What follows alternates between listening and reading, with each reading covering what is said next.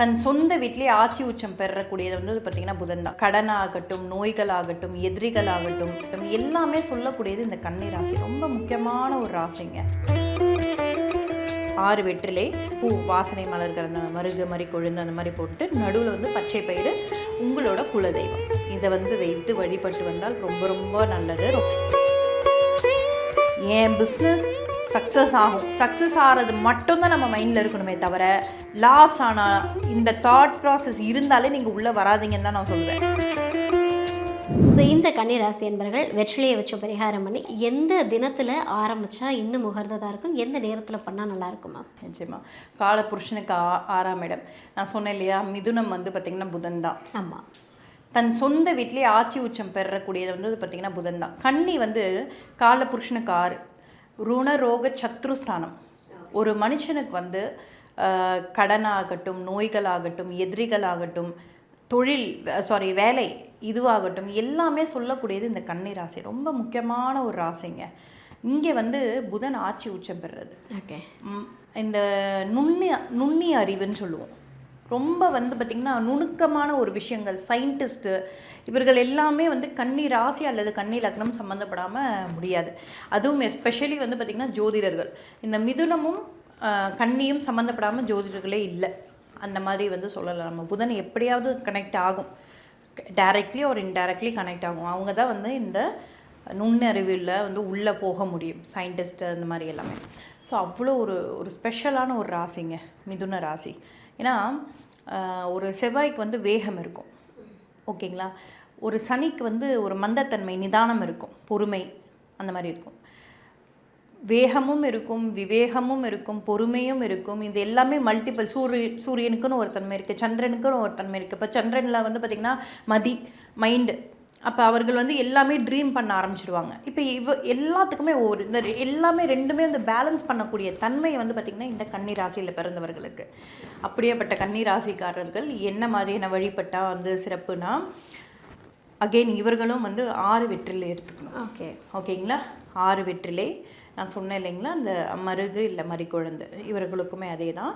மருகு அல்ல மறிக்கொழுந்து நடுவில் வந்து வச்சுக்கோங்க.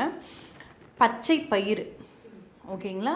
பச்சை பயிரை வந்து நடுவில், மிதுனத்துக்கு வேறு கன்னிக்கு வேறு. அது வந்து ஆண் வீடு, இது வந்து பெண் வீடு, அதனால் கன்ஃபியூஷன் பண்ணிக்க வேண்டாம். மிதுனம் அவங்க அதை போய் பாருங்கள்.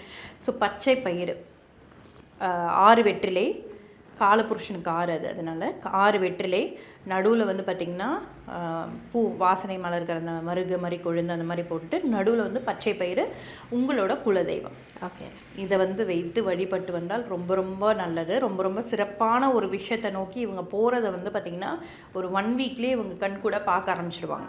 அவர்களால் தான் உட்கார்ந்து அந்த டைமுக்கு வந்து பண்ணவே முடியும். நான் பண்ணால் இது நடக்குமா, நடக்காமல் இருக்குமா, நடக்கலைன்னா என்ன பண்ணுறது, எது பண்ணாலுமே நடக்கலைன்னா என்ன பண்ணுறது, அந்த தாட்டில் இருக்கவங்க பண்ணவே பண்ணாதீங்க, அது வேஸ்ட்டு. என்ன சொல்கிறீங்க? அந்த மாதிரி தாட்டில் இருந்தாலே நீங்களே உங்களை நெகட்டிவாக இருக்கீங்க. நீங்கள் எவ்வளோ பெரிய இடத்துக்கு போனாலுமே சரி, இது எனக்கு நடக்கும், இறைவன்கிட்ட வந்து நம்ம வந்து கேட்க கற்றுக்கணும். நீங்கள் வந்து யாரை சந்தேகப்படுறீங்கன்றது புரிஞ்சுக்கணும். இறைவனை சந்தேகப்பட முடியுமா? நீ பண்ணுவியா, பண்ணுவா, ஓ அப்படியா, இரு அப்படின்னு சொல்லிட்டு கடவுள் நம்மளை வந்து ரொம்ப அதுக்கப்புறமா தான் ரொம்ப கஷ்டப்படுத்திடுவார். அதனால் யாரெல்லாம் இறைவனை நம்புகிறீங்களோ, பரிகாரங்கள் வந்து நம்புகிறீங்களோ, அவங்க பண்ணுறது ரொம்ப ரொம்ப சிறப்பு. ஏன்னா ஒரு விஷயம், ஒரு பிஸ்னஸே நம்ம ஆரம்பிக்கிறோன்னா, ஒரு வேளை இது லாஸ் ஆகிடுச்சுன்னா என்ன பண்ணால் அதுவே லாஸ்க்கான ஃபஸ்ட்டு நீங்களே வந்து ஒரு அக்ஷதெல்லாம் போட்டு ஆரம்பித்து வச்சிடுறீங்க. லாஸுக்கான ஒரு வழியை, என் பிஸ்னஸ் சக்ஸஸ் ஆகும், சக்ஸஸ் ஆகிறது மட்டும்தான் நம்ம மைண்டில் இருக்கணுமே தவிர லாஸ் ஆகிடுச்சுன்னா எப்படி, இந்த தாட் ப்ராசஸ் இருந்தாலே நீங்கள் உள்ளே வராதிங்கன்னு தான் நான் சொல்லுவேன். ஓகே, கரெக்டுங்களா. ஸோ நீங்கள் பரிகாரங்களை முழுமையாக நம்புங்க. ஜோதிடர்கள்லாம் வந்து சும்மா ஏனோ தானோன்னு வந்து சொல்கிறதில்ல. அவ்வளோ விஷயங்கள் வந்து நம்ம வந்து பரிகாரங்களை வந்து அனலைஸ் பண்ணிவிட்டு நம்ம எல்லாருக்குமே சொல்லிவிட்டு நம்மளும் செஞ்சு பார்த்து தான் ஒரு விஷயத்தை வந்து கொடுக்குறோம். நம்ம எதுக்கு கொடுக்குறோன்னா, மக்கள் வந்து எல்லா விஷயத்துலையுமே வந்து ஸ்ட்ரகிள் பண்ணுறது பார்க்க முடியல. இப்போ நம்ம ஜாதகமே பார்க்குறோம், அதில் வந்து பார்த்திங்கன்னா ஒரு சின்ன விஷயமா தான் இருக்கும். ஐயோ இதை சரி பண்ணியிருந்தாங்கன்னா இவங்க வாழ்க்கையே மாறி இருக்குமே, ஆனால் சரி பண்ணக்கூடாதுன்றதா கர்மா. ஓகே, அப்போ நம்ம எதுக்கு குலதெய்வம் வந்து வேண்டுறது, கடவுள்கிட்ட போகிறது, இதெல்லாம் வந்து நிறைய மிராக்கிள்ஸ். நம்ம எவ்வளோ மோசமான ஜாதகங்கள் ஆனாலும் சரி, எவ்வளோ பெரிய அக்யூரேட்டான ஆஸ்ட்ராலஜர் இருந்தாலும் சரி, கடவுள்கிட்ட நெருங்கவே முடியாது. மிராக்கல்ஸ் ஏற்படுத்தக்கூடிய தன்மை வந்து பார்த்திங்கன்னா கடவுளுக்கு மட்டும்தான் இருக்குது இல்லைங்களா? ஸோ நம்பி பண்ணுங்கள். எந்த பரிகாரம் பண்ணால் சின்னதாக ஒரு கற்பூரம் 10 ரூபாய்க்கு ஏற்றுறீங்கன்னா கூட 100% நம்பி பண்ணுங்கள். நம்பாமல் எந்த விஷயமே பண்ணாதீங்க. நம்பி பண்ணுங்கள், 100% உங்களுக்கு அது நடக்கும். Super ma'am. இப்போ கன்னிராசினியர்கள் வந்து இந்த பரிகாரம் பண்ணுறாங்கன்னா எந்த நேரத்தில் எந்த தினத்தில் பண்ணினா உகர்ந்ததாக இருக்கும்? கன்னிராசி வந்து பார்த்திங்கன்னா புதன்கிழமையில் மாலை 6 மணிக்கு பண்ணுறது ரொம்ப சிறப்பு. Okay super. அந்த கன்னிராசினியர்கள் அவங்களுடைய வாழ்க்கையில் சக்ஸஸ் ஆகணும் அப்படின்னா என்ன பரிகாரம், வெற்றிலையை வச்சு எப்படி பண்ணலாம் அப்படின்ட்டு ரொம்ப அழகாக சொல்லியிருக்கீங்க. பட் அதில் வந்து ஒரு ஸ்பெஷலான விஷயமும் சொல்லியிருக்கீங்க. எப்போவுமே வந்து நம்மளுடைய தாட் ப்ராசஸ் தான் நம்மளை கொண்டு போய் நமக்கான சக்ஸஸை கொடுக்கும். ஸோ நம்மளே வந்து நெகட்டிவ் தாட்ஸை வச்சுக்கிட்டு பாசிட்டிவாக நடக்கணும்னா அது வந்து சாத்தியம் இல்லாத ஒன்று தான். ஸோ கண்டிப்பாக என்ன பண்ணனாலுமே எண்ணம் போல் வாழ்க்கைன்றது தான் இந்த தத்துவத்தின் அடிப்படை அப்படின்னு நான் எடுத்துக்கிறேன். கண்டிப்பாக எல்லாருமே வந்து ஒரு பரிகாரம் பண்ணும்போது முழு மனதோடு நடக்கும் நம்பி பண்ணாங்கன்னா கண்டிப்பாக 100% வெற்றி தான் அப்படின்ட்டு ரொம்ப அழகாக சொல்லியிருக்கீங்க. சூப்பர். ஒவ்வொரு ராசிக்கும் வந்து பார்த்திங்கன்னா ஒவ்வொரு தனித்தன்மைம்மா. இப்போ வந்து ஒரு மேஷ ராசி அப்படின்னா அது வந்து ஒரு ஆண் வீடு, ரிஷபராசினா அது வந்து ஒரு பெண் வீடு. அப்போ ஒவ்வொருத்தங்களுக்குமே ஒவ்வொரு மாதிரி, எல்லாருக்குமே ஒரே மாதிரியான இப்போ நிறைய வெற்றிலையில நிறைய பரிகாரங்கள் வந்திருக்கு. ஆனால் ஒவ்வொரு ராசிக்கும் வந்து பார்த்திங்கன்னா வெற்றிலையும் மலர்களையும் வச்சு இன்னொரு ஒரு பொருளையும் வச்சு நம்ம வந்து எப்படி எளிய முறையில் வந்து நம்ம வீட்டிலே இருந்து, ஒரு சிலருக்கு வந்து ஒரு வீடு வாங்குறதுலையோ இடம் வாங்குறதுலையோ பிரச்சனைகள் இருக்கும். ஒரு சிலவங்களுக்கு வந்து பார்த்திங்கன்னா கடன் பிரச்சனையிலேருந்து மீளவே முடியாமல் இருக்கும். பணம் என்னதான் வந்தாலுமே அது சேராமல் இருக்கும். நான் மல்டிபிள் நிறைய பேருக்கு இருக்குது.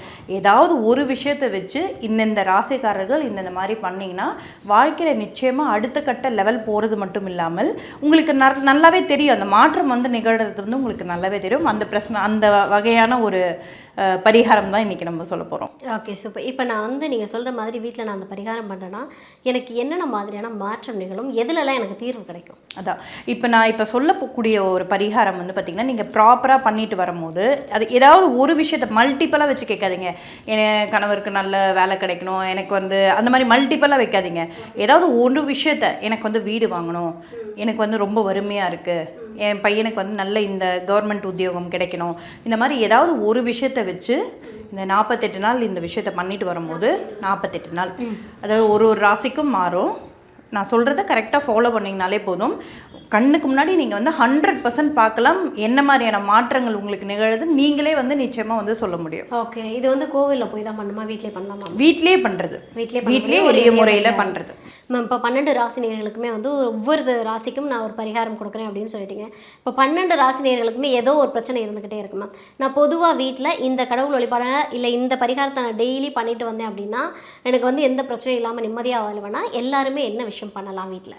நிச்சயமாக வெள்ளிக்கிழமை எப்பவுமே வந்து ஃபினான்ஷியல் ஆகட்டும் எல்லாருமே ஒரு சமுதாயத்தினரே நீங்கள் வந்து பார்த்துருப்பீங்க. வெள்ளிக்கிழமைனா வந்து அவங்க கடையே திறக்க மாட்டாங்க, வீட்டில் தான் அவங்க பூஜைகள் இருப்பாங்க. எப்பவுமே எல்லா விதமான கல்யாணம் ஆகலையா, பணம் இல்லையா, கடன் தொல்லையா, எல்லா விதமான பிரச்சனைகளுக்கும் நீங்கள் பிடிக்க வேண்டிய ஒரே நாள். உங்களுக்கு வந்து சுக்கிரன் நல்லா இருக்குது, நல்லா இல்லை, சுக்கிரன் இல்லாமல் நம்ம இல்லை, என்னதான் கெட்டு போயிருந்தாலுமே கெட்டு போயிருக்குன்னா அந்த சுக்கிரனை தான் நீங்கள் ஆக்டிவேட் பண்ணணும். அப்போ எல்லா ராசிக்காரர்களுக்குமே வந்து நீங்கள் பிடிக்க வேண்டிய நாள், ஃபினான்ஷியலி நல்லா இருக்கணும், சந்தோஷமாக இருக்கணும், குடும்பத்தோடு ஒற்றுமையாக இருக்கணும்னா நீங்கள் பிடிக்க வேண்டிய நாள் வந்து நிச்சயமாக வெள்ளிக்கிழமை மாலை வேளையில் 6 மணிக்கு எடுத்துக்கோங்க. 48 நாள் கண்டினியூவாக வந்து 48 வாரம் கண்டினியூவாக வந்து இது பண்ணும்போது பெரிய மாற்றம் இருக்கும். மினிமம் நீங்கள் வந்து ஒரு 3 வாரத்துலேயே வந்து பார்த்திங்கன்னா மாற்றத்தை வந்து நீங்கள் வந்து இது பண்ண முடியும். இப்போ ஃபார் எக்ஸாம்பிள் ஒரு லேடிஸால் வந்து பார்த்திங்கன்னா வெள்ளிக்கிழமையில் கண்டினியூ பண்ண முடியல, அந்த வாரத்தை விட்டுட்டு அடுத்த வாரம் நீங்கள் கவுண்ட் வச்சுக்கலாம். 48 வாரங்கள் கவுண்ட் வச்சுக்கோங்க. 100% வந்து நீங்கள் நினச்ச விஷயங்கள் நடந்தே தீரும்.